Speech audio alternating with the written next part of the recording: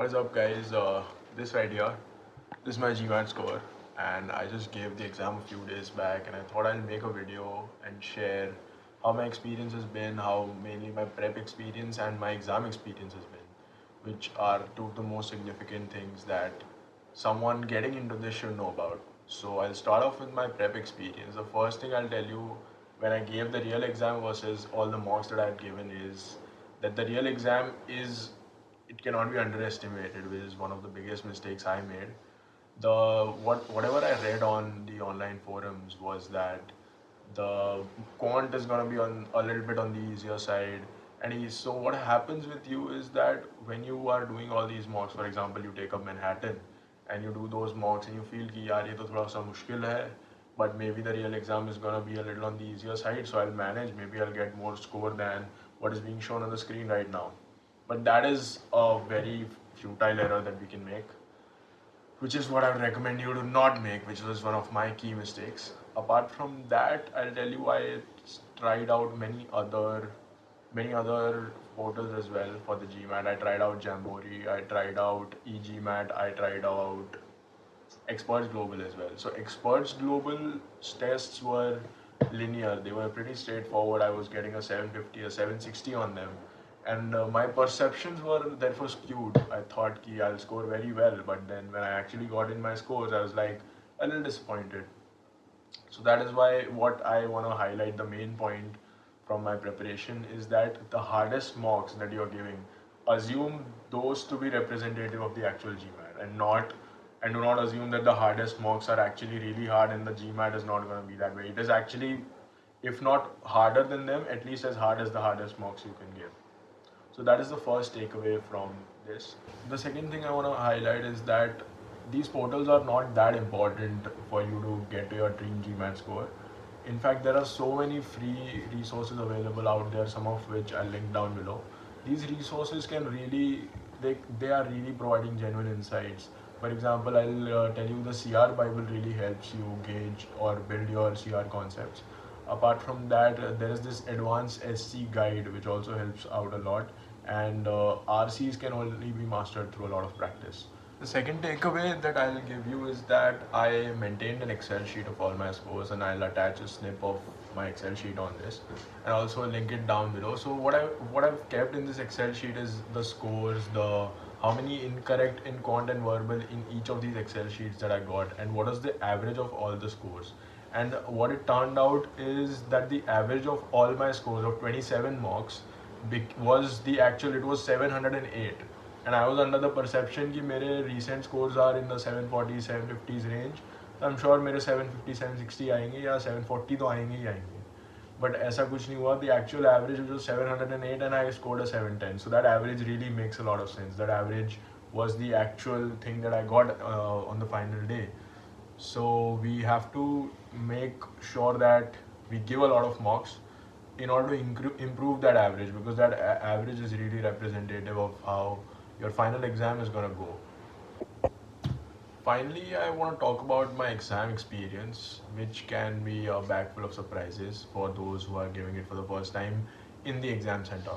So what happened with me in the exam center is, first of all, I already knew that they were going to give me a sort of a pad and markers, and I was also told that these markers, they're quick to dry when you leave the cap open.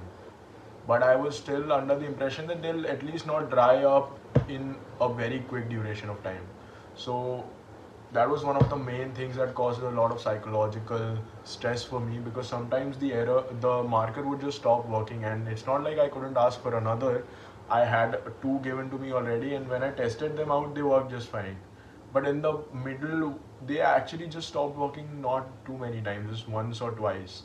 But the amount of stress it caused that something like this is happening to me, and what if it doesn't work, that that leads to a lot of time that is wasted because you cannot focus on your question. That led to a little bit of a problem for me. And apart from that, the test conditions are also not what you are normally used to while you give it at home. So if these are some of the factors that you're scared about, you should maybe consider a take-home GMAT. But there are other problems to a take-home GMAT as well. Like there is a constant proctor on your screen when you're taking that exam, and that proctor might ask you to show them whatever you are writing on for rough work. So that is something that can cause undue stress. But again, this is very, what do you call it? This is subjective from proctor to proctor, is what I would say. Apart from that, in my particular exam experience, the first thing I wanted to highlight is when we first, I gave it in the sequence verbal, quant, IR, and AWA. So when you first start off your verbal section, I started giving SC and I thought ki I have gotten pretty good at SC. But the first question I see, like I wasn't able to decipher anything out of that particular question. I thought no rules seem to apply, nothing seems to apply. And this especially happened to me for the first few questions where because I was a state of complete panic was what had set inside of me.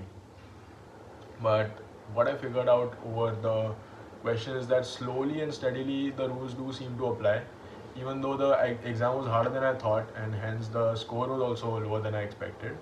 But at the beginning, if you can control that stress that no, it will apply, you don't have to worry about this, and it's not like whole your all of your exam prep has been a complete wastage. Don't think about that at the beginning, which is what I was contemplating. But still, later on, it came on. But if I had not stressed about it at the beginning, I'm sure things would have turned out a little better for me.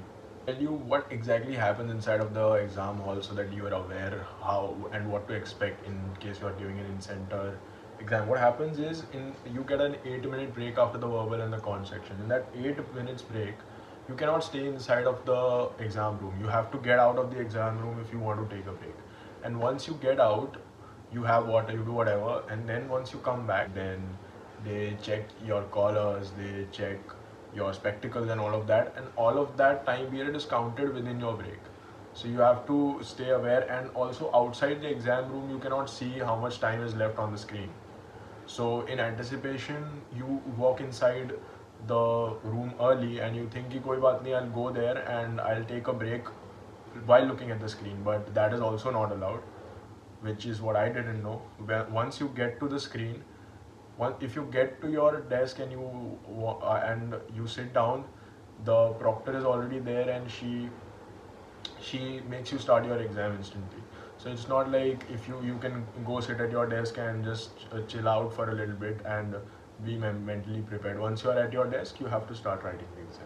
Finally, thank you so much guys for watching. This is my first YouTube video and it has taken a lot of self-convincing for me to make it happen. But if you can see this, I finally did it.